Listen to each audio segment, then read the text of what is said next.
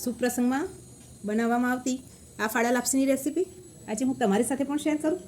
તો ચાલો એક પરફેક્ટ માપ સાથે ફાડા લાપસી બનાવી લઈએ. ગેસ ઉપર આપણે કુકર રાખી લીધેલું છે. એમાં પહેલાં 2 થી 3 મોટી ચમચી જેટલું ઘી ઉમેરી લઈશું. ઘી ગરમ થઈ ગયું છે. હવે એમાં આપણે ફાડા ઉમેરી દઈશું અને ઘીમાં સરસ શેકાવા દઈશું. ફાડા આપણા શેકાવાઈ ગયા છે. હવે એમાં 2 થી 3 લવિંગ ઉમેરીશું અને 1 તજનો ટુકડો ઉમેરીશું. ફાડા આપણા સરસ શેકાઈ ગયા છે. જે વાટકીના માપથી આપણે ફાડા લીધેલા છે, 1 વાટકી ફાડા છે તો 3 વાટકી આપણે પાણી ઉમેરીશું.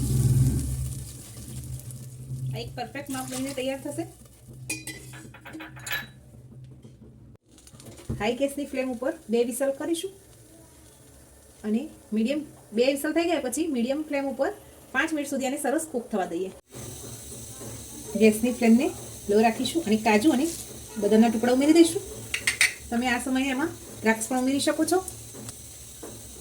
હવે આપણે એમાં 1 વાટકી ગોળ ઉમેરી દઈશું. સરસ મિક્સ કરી લઈએ. ગોળ ઓગળી જાય ત્યાં સુધી એને મિક્સ કરીશું. ગોળ આપણો સરસ ઓગળી ગયો છે અને લાપસીમાંથી ઘી પણ છૂટું પડવા લાગ્યું છે. ચાલો હવે સર્વિંગ બાઉલમાં સર્વ કરી લઈએ.